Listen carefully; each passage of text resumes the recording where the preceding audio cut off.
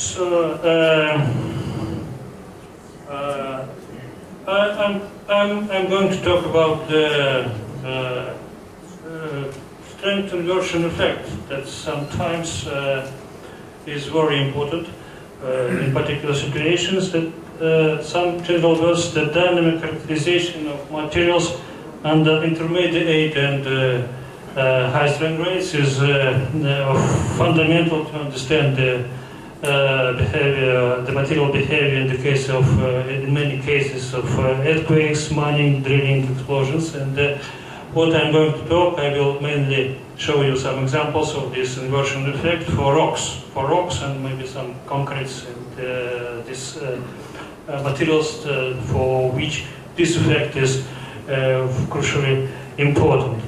So in selecting a material for the construction, engineers usually are guided by the values of mechanical parameters obtained in quasi-static tests. Construction material is selected based on its ability to withstand certain stress.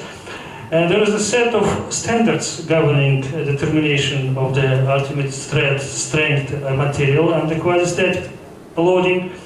And but there are still no reliable standards available for governing a determination of ultimate loading capacity under extreme dynamic loading. And on the other hand, mechanical properties can be very different from those, dynamic properties can be different from those exhibited in quasi-static tests. Also, in a wide range of external action, we can face a strength inversion effect. The next slide. There is the switcher. Oh, thank you.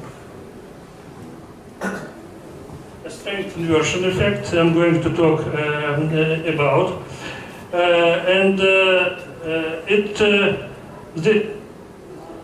this effect means that an exchange of a dominant critical stresses between two compared materials, and a material which has a lower static strength compared to another one in quasi-static tests can have a greater strength under dynamic loading when the strength is measured in terms of critical stress determined from experiments.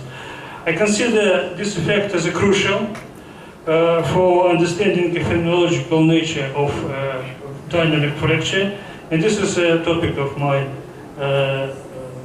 analysis in this report. So, a considerable part of the progress in the field of dynamic strength experiments in the intermediate and high strain rates is associated with the split Hopkinson-Barr tests. All experimental results in this paper will be formed in accordance with the modified dynamic compressive and splitting schemes elaborated at the Novgorod, Nizhny Novgorod University. And to interpret experimental data, we utilized the incubation time approach using a special form of incubation time criterion. And my goal is to demonstrate how it works and helping to understand the complicated and unstable behavior of dynamic strength and related effects. And here are material constants of the incubation time approach, representing the sensitivity of the material, to the rate of loading. This is a tau. And alpha is responsible for the sensitivity of the material to the amplitude characteristics of loading. Its physical meaning can be expressed as a characteristic time, for the incubation time, as a characteristic time of micro cracking preceding the macro fracture event. This is a relaxational process and it can be characterized by some spectrum of characteristic times. And generally, it is an approach based on the set of fixed material constants.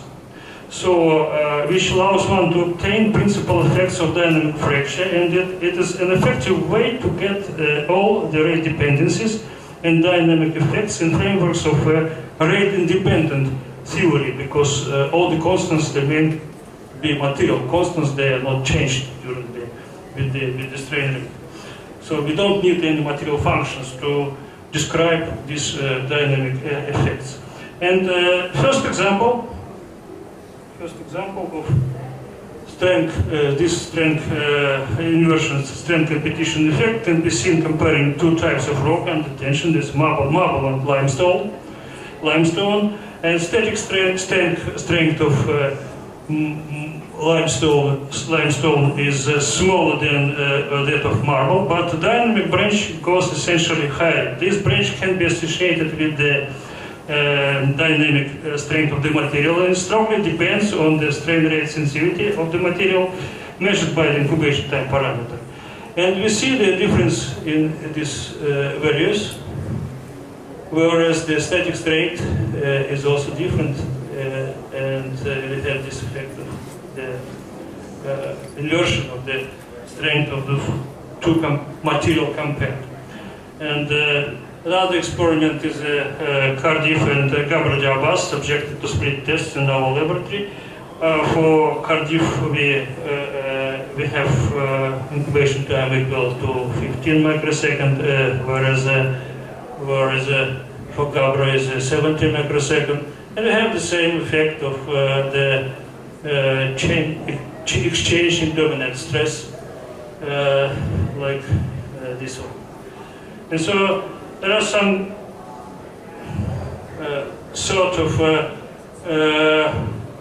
rocks were tested. It's not experiments conducted in the Nizhny Novgorod. This experiment performed by Jacek Adoni in Lugana. There is dynamic split.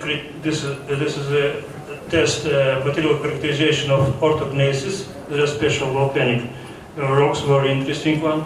They are interested by the fact that the anisotropic material, it has three special directions, and this slide doesn't show the exchange in strength, but it is interesting that the incubation time is rather stable. You see that the static strength changes from one direction to another dramatically several times, 3 times and 6 times, whereas the incubation time is almost stable for these directions. And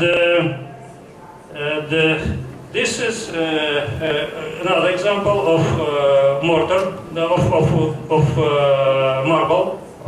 Two sorts of marble are compared also in these experiments. We also have a kind of change in the dominated stress here, but it's not maybe so definite. So an interesting example also is given with the tests of the mortar and concrete. And these experiments are interesting that by the fact that there were very high strain rates tested in these experiments, so that this 10 to the power of 5, almost to the power of 6. And in this case we have equal incubation time, but anyway we have also this change of dominated stress that is provided by the difference in modulus, material modulus for the mortar and the concrete. And the next experiment is concrete, two sorts of concrete, dry concrete and saturated concrete that are also different in parameters, since there are different static parameters and incubation time. And so this can be explained by the presence of the hydrostatic pressure when we tested the saturated concrete. And this hydrostatic pressure provides the constraint effect that prevents the microcracking and so detains the developing of the microcracking process, so increases the incubation time. And so this it's important to emphasize. This is very interesting. So that the tension of microcracking results in increasing of the characteristic relaxation time for microcracking. A similar influence can have constraints on deformation that is widely discussed. Widely discussed and concerning dynamic strength of the concrete, concerning the strain rate dependencies in concrete materials. And it is important to emphasize that the deformation constraints are just an extra factor for increasing dynamic strength, but not the primary one, as it suggested in many works with this kind of materials. And so, so we have a program which provides the calculation and fitting the experimental data to this kind of curves, and this is this program can be used through the internet. And so the conclusions is the dynamic mechanical properties can be very different from those exhibited in quasi-static conditions, and comparison of static and dynamic strength properties can result in strength inversion effect for considered material. The approach we applied is an effective tool for dynamic characterization of materials and prediction of strain rate dependencies, including strength inversion effect. And equation time coupled with static stress represent a simple convenient set of material parameters evaluating both dynamic and static strength for a wide range of materials. So we can compare material and evaluate dynamic and static strength just using two parameters. And it's a very convenient thing. Instead of having this complicated and sophisticated and unstable strain rate characteristics that usually are used. So just two parameters are enough. So that's all. You can put questions, and we have a couple of minutes for questions.